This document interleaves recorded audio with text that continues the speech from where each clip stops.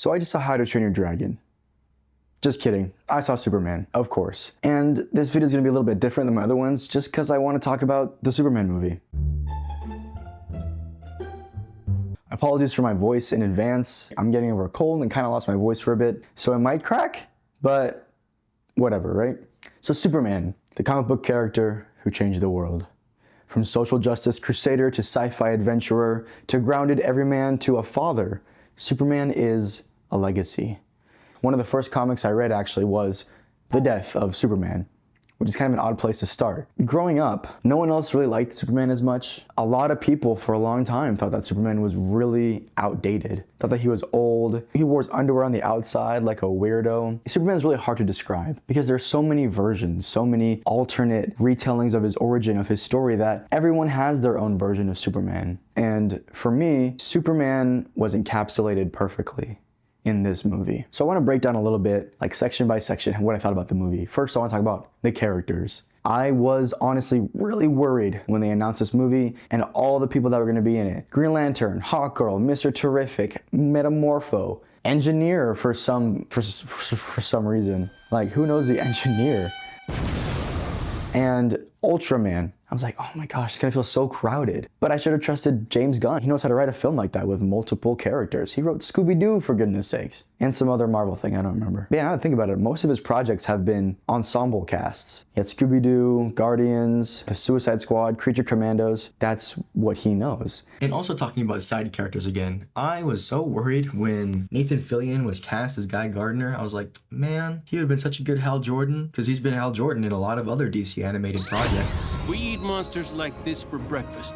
But I thought he did a really good job as Guy Gardner. He captured his arrogance really, really well. So I thought he was honestly great. And you know what? This won't come as much of a surprise, but Eddie Gathegi as Mr. Terrific was honestly great.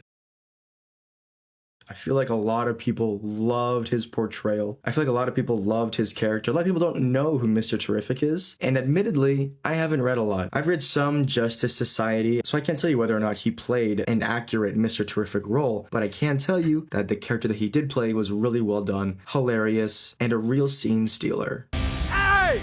Quit messing around! I'm not messing around. I'm doing important stuff. But even though he, stole a lot of the scenes, but that doesn't diminish Superman or Lois's parts in this movie. So yeah, Eddie Gathegi, fantastic job. Of like the Daily Planet characters, I think I enjoyed Jimmy the most because it was just so funny and inexplicable how he was like such this ladies' man when he just looks like some white guy. But that's kind of how he was in the comics. At least in the ones that I read, they all had these random girls. I'm like, I don't know who these people are. Lex Luthor was written super well. From the first time we see him and we see how he's manipulating things and how the entire plot is Lex Luthor's plan, really, I was like, yes, this feels like a classic post-crisis Lex Luthor. And you could see the inspirations from Grant Morrison's All-Star Superman in his portrayal, where you really feel like Lex does have the power to change the world if he really wanted to, but instead he's so egotistical and insecure that he's focused on defeating Superman. But to him, he believes he's doing it for altruistic purposes, for humanity. And I thought that Nicholas Hoult did a great job with that. But what I love most about the characters in this movie is that they all feel like they belong. When these heroes show up, it's not like, oh my goodness, we're just overcrowded with superheroes. We just see them as more characters. So I really love that. It really felt like, this is a DC universe that is already established and that we are entering in. This is not our world. It's a place for us to escape to. But just because it's in a different world and it's not as grounded as other movies might be, doesn't mean it's not relatable. Doesn't mean there aren't parallels to our world. So I thought the tone fit very, very well. I loved the story. It felt so cozy and comfortable to me. It wasn't groundbreaking. It was kind of a simple story if you think about it. Okay, if I told you there was a story where Superman fights a bunch of different monsters that just proved to be distractions from Lex Luthor, who was trying to instigate a war for his own ego and profit, that could be like an 80s comic or this 2025 movie.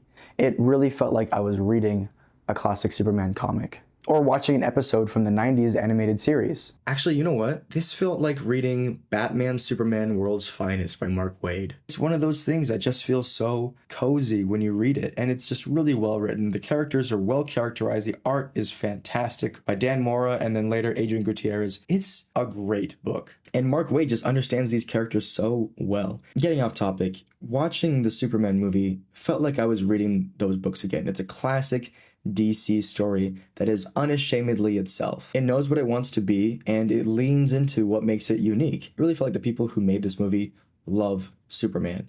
And you can see that in their portrayal and how they really wanted to present their version of Superman, but one that you can look at and say, yes, that is Superman. In that sense, it really was a love letter to comics, and I can definitely see where the all-star Superman inspiration is coming from, where it's kind of an evergreen movie that can be enjoyed and appreciated at any time, but still encapsulates and distills Superman down into what he is. And now I'm gonna talk about Superman. I thought David Cornsweet was a fantastic Superman. My only complaint is we didn't see enough Clark Kent. I love the Clark Kent stuff. I don't know. My wife liked him a lot in the glasses and his curly, messy hair. So maybe it's a good thing there wasn't as much Clark Kent. It'd be a little threatening. I loved how campy he was. Gosh darn, I can be such a jerk sometimes. Everything about him exudes campiness. His costume, they got the red trunks, which I love. The red trunks are awesome. But I like how his character matches the tone of the movie. Even though he himself serves the purpose of standing out from the reality that he lives in, even though there are other heroes, he still seems the most colorful. And I love there's a few shots of him walking, like when he's being captured. Everyone around him is dressed in these dark colors in a stark contrast to the world that he lives in, which perfectly represents what he means. It's pretty punk rock if you think about it. And I love when they talk about kindness being punk rock. With social media, the internet, it's so easy for people to manipulate hatred, to doom scroll and fall into traps. There's so many differing opinions online that maybe just being kind is what's different. And while this is sad, for the state of our world right now, now's the perfect time where we need somebody like Superman. Someone who's willing to just believe in people. Someone who inspires people not by saying the S stands for hope, but by just living it. By their mere presence, other people are inspired to do good. There's that other shot when Superman returns, carries a building on all fours, and that lady leaves, and you see him rise up from the clouds. All of it dark, earthy tones. And there he stands, a beacon of light for Metropolis. Beautiful. Absolutely beautiful. So there's a big, important aspect of this movie that kind of drives Superman's entire character arc and leads to a really satisfying conclusion, but I feel like it needs to be addressed. So in this movie, Superman is sent to Earth to start a harem, as they say, more often than I thought they would have in the film, basically in order to continue the Kryptonian bloodline and rule over them. That makes sense. That's kind of like an Adam and Eve type thing. God told them to rule over the animals and to repopulate the Earth, so it's kind of a similar thing. They see humans as just animals and them as the chosen. So logically it makes sense, but I can see a lot of people might think this could be a betrayal of their characters. But here's the thing. There are so many versions and interpretations of Clark's parents, I should say Kal's parents, since the Golden Age. Sometimes they are nice, kind, caring people. Sometimes they are emotionless. Right? In the Byrne era of Superman, they were a bit more reserved, a bit more Vulcan-like, from Star Trek. And then in the most recent DC continuity, he's a crazy guy that takes his grandson on a field trip and gets him aged up in this story that I still hate. Superman's parents can be different with every interpretation, but Superman himself, regardless of who his biological parents are, stays the same. And that's what really matters. That's my thoughts on it. In this universe, if they want it to be that way, where they sent him to Earth to rule and to procreate, sure, that doesn't change Superman or who he is. He has a crisis of faith, but he's able to overcome it, which is paid off in that beautiful ending scene.